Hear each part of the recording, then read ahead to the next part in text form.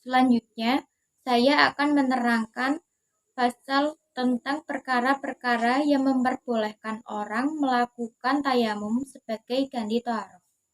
Bismillahirrahmanirrahim. Faslun utawi iki iku fasal suwiji. Asbabut tayamumi iku sebabe tayamum. Salah satun iku telu. Fadul ma'i rupane sepine banyu. Wal marodu lan lara. Wal ihtiyaju lan butuh. Ilaihi marang alma. Li'ad si hayawanin krana ngoronge hewan. Muhtaromin lan den mulyakno. Perkara-perkara yang memperbolehkan orang melakukan tayamum sebagai ganti toharoh itu ada 3. Yang pertama yaitu tidak adanya air untuk melakukan toharoh, baik wudhu maupun mandi. Yang kedua, sebab dari diperbolehkan tayamum adalah sakit. Sakit tersebut salah satu dari 3 macam-macam sakit. Yang pertama adalah sakit yang di situ ketika berwudu atau mandi dikhawatirkan akan menghilangkan nyawa orang tersebut atau menghilangkan anggota tubuhnya orang tersebut atau akan menyebabkan hilangnya manfaat dari anggota tubuhnya. Ini boleh menggunakan tayamum sebagai ganti wudu atau mandi. Yang kedua dari sakit yang memperbolehkan tayamum adalah sakit yang dimana jika seseorang tersebut berwudu atau mandi dikhawatirkan sakitnya akan bertambah, ada yang lebih sakit dari apa yang dia rasakan atau menjadi bertambah lama masa orang tersebut akan sembuh. Yang ketiga adalah sakit yang dimana jika orang tersebut berwudu atau mandi akan menyebabkan tidak baiknya anggota tubuh dari orang tersebut. Contoh sakit kulit. Sebab yang ketiga, orang yang diperbolehkan tayamum adalah kebutuhan orang tersebut akan air, baik untuk dirinya atau untuk hewan yang mutarom. Hewan yang mutarom adalah hewan yang di situ haram untuk dibunuh. Demikian syarat-syarat atau sebab-sebab orang boleh melakukan tayamum sebagai ganti daripada wudhu ataupun mandi. Lawan daripada hewan mutarom adalah hewan ghairu mutarom, yang dimana dijelaskan pada kitab Safinatun Najah. Ghairul muhtaromi utawi ghairul muhtarom sitatun iku 6. Tariku sholati rupane wong kang ninggal sholat, wazani lan wong kang zina, al muhsoni kang muhson, wal murtadu lan murtad, wal kafiru lan wong kafir, al harbi iku kang bangsa harbi, wal kalbu lan asu, al akuru kang galak, wal khinziru lan celeng utawi babi. Fasal tentang perkara-perkara hewan yang ghairu muhtarom, yang dimana di sini ada 6 perkara. Yang pertama adalah orang yang meninggalkan sholat. Ini dirinya berstatus ghairu muhtarom, yang artinya tidak haram dibunuh. Berarti otomatis boleh dibunuh. Ketika sudah ada perintah dari imam yang sudah ada perintah untuk tobat. Yang kedua adalah zami muhson, pelaku zina yang statusnya adalah muhson. Seseorang bisa dikatakan muhson ketika memenuhi beberapa syarat, yang dimana syaratnya ada 4. Yang pertama adalah orang tersebut sudah balik berakal, merdeka, dan dia pernah melakukan wati dalam pernikahan yang sah. Ketika orang tersebut sudah memenuhi syarat-syarat tadi, maka dikatakan muhson. Ketika orang yang muhson melakukan zina, maka statusnya adalah ghairu muhtarom, artinya boleh untuk dibunuh. Yang selanjutnya daripada ghairu muhtarom adalah orang yang murtad. adalah orang yang keluar dari Islam. Kemudian yang selanjutnya adalah kafir harbi, adalah kafir yang tidak ada perdamaian terhadap kaum muslimin. Kafir harbi mengecualikan kafir-kafir lain. Kafir harbi statusnya ghairu muhtaram, boleh untuk dibunuh. Selain kafir harbi yang berada 3 perkara. Yang pertama adalah kafir zimmi, yaitu kafir yang melakukan perjanjian mengeluarkan pajak dan kafir tersebut masuk dan hukum-hukum Islam. Artinya mengikuti hukum-hukum yang ada di dalam agama Islam, yang termasuk muhtaram. Yang kedua adalah kafir mu'ahad, yaitu orang kafir yang melakukan akad perdamaian terhadap imam, terhadap kaum muslimin untuk tidak melakukan peperangan selama 4 bulan atau 10 tahun dengan adanya upeti yang serahkan terhadap kaum muslimin. Yang ketiga adalah kafir musta'man, yaitu orang kafir yang tanpa perlindungan kaum muslimin selama 4 bulan, yang tentunya memberikan upeti terhadap kaum muslimin. Selanjutnya daripada ghairu muhtaram adalah al-kalbu, al-akul, adalah anjing yang buas. Anjing yang buas boleh dibunuh dan perlu diketahui bahwa macam-macam anjing ada 3. Yang pertama, anjing yang buas, yang dimana dalam permasalahan ini tidak ada perbedaan pendapat bagi ulama. Dalam permasalahan tidak haramnya hewan tersebut untuk dibunuh dan bahkan disunahkan untuk dibunuh. Yang kedua, anjing yang dimana di situ ada kemanfaatan, seperti halnya anjing yang digunakan untuk berburu atau anjing yang digunakan untuk menjaga rumah atau perkebunan.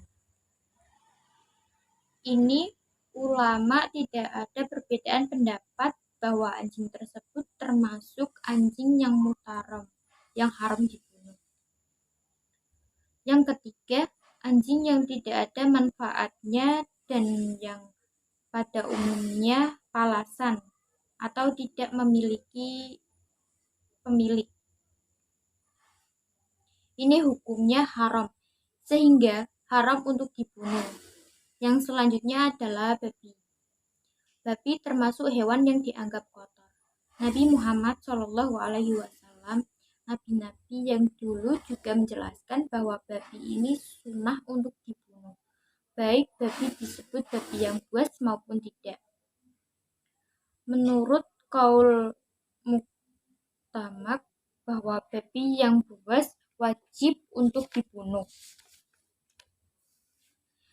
Di sini diterangkan membunuh hewan-hewan yang memberikan kerugian disunahkan membunuh. Perkara-perkara yang memberikan azab atau kerugian, di mana hewan tersebut adalah al-qurab, itu burung gagak, yang di situ tidak boleh dimakan. Ini sunnah untuk dibunuh. Yang kedua, hewan yang sunnah untuk dibunuh adalah burung raja wali. Yang ketiga, kalajengking. Yang keempat, tikus. Dan yang kelima adalah anjing buas. Ini beberapa hewan yang sunnah untuk dibunuh. Selanjutnya, saya akan menerangkan tentang syarat-syarat tayamum. Faslun utawi iki iku fasol suci. Surutut tayamumi utawi piro-piro syarate tayamum. Asyaratun iku 10. Ayakuna rupane yento ana apa tayamum iku piturobi kelawan lebu. Wa ayakuna lan yento ana apa aturabu apa lebu. Tohirun iku suci. Wa allayakuna lan yento ora ana apa turab. Mustakmala lan iku mustakmal. Wa allayukholito lan yento ora nyamburi hu ing turab, dakiku apa tepung, wanahuhu lan sepadane daging, wa ayyaksida lan yenta nyekja sapa wong hu ing turab, wa ayyam saha lan yenta ngusap sapa wong wajhahu ing wajahe wong, wa yadaihi lan tangan-tangane wong, bidur bataini kelawan rong tepukan, wa ayyuzila lan yenta ngilangi sapa wong anajasatan ing najasah, awalan ing dalem kawitan, wa ayyajtahida lan yenta ijtihad sapa wong fil qiblatin ing dalem kiblat, qablahu ing dalem sadurunge tayamum, wa ayyakuna lan yenta ana atayamuma apa tayamum,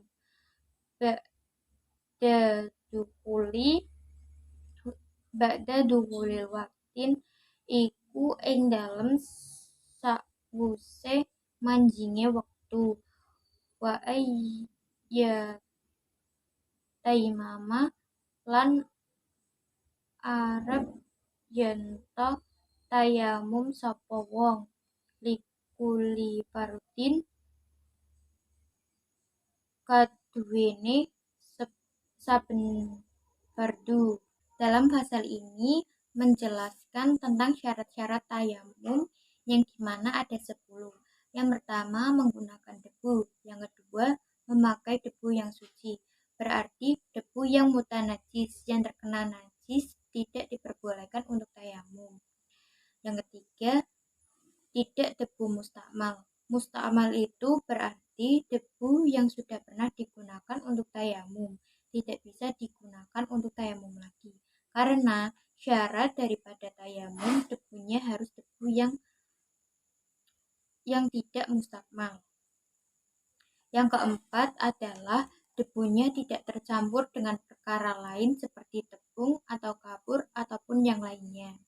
Yang kelima, di situ ada tujuan, ada keinginan seseorang yang tayamum untuk menggunakan untuk tayamum dengan cara memindahkan debu dari tempatnya ke anggota yang akan diusap dalam praktek tayamum. Yang keenam, mengusap wajah dan kedua telapak tangan. Perlu diketahui bahwa tayamum anggota tubuh yang diusap cuma 2 wajah dan telapak tangan. Tayamum sebagai pengganti wudhu maupun sebagai ganti mandi wajib, dan dalam tayamum ini harus ada usapan 2 tepukan. Artinya 1 tepukan digunakan untuk mengusap wajah, tepukan yang kedua digunakan untuk mengusap kedua tangan. Yang ketujuh menghilangkan najis. Yang kedelapan beristihad dalam masalah kiblat. Artinya sebelum dia melakukan tayamum untuk sholat, dicari mana arah kiblatnya.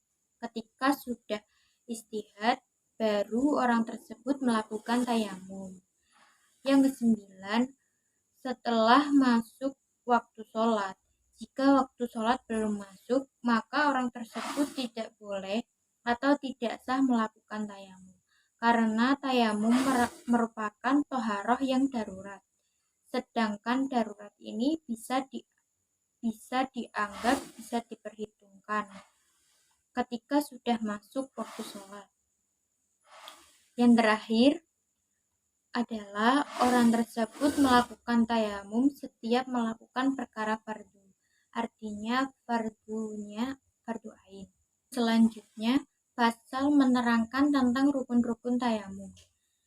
Bismillahirrahmanirrahim. Faslun utawi iki iku fasal suwiji. Furudul tayamuma utawi piro-piro fardune tayamum. Khamsatun iku 5. Al awala utawi kang kawitan. Naklul turabi iku mindah lebu. Asani utawi kang kaping pindho. An-niyatu iku niat. As-salisu utawi kang kaping telu. Mashul wajihu iku ngusap wajah. Ar-rabi'u utawi kang kaping papat. Mashul yadaini iku ngusap tangan loro. Ilal mirfaqaini marang sikut loro. Al-khamisu utawi kang kaping 5. At-tartibu iku tertib bainal mashataini ing dalem antarane usapan loro. Dalam pasal ini menerangkan tentang rukun-rukun tayamum ada 5. Yang pertama, memindah debu dari tempatnya untuk dipindah ke anggota yang diusap. Yang kedua, ada niat supaya seseorang diperbolehkan untuk sholat. Yang ketiga, mengusap wajah. Yang keempat, mengusap kedua tangan sampai kedua siku.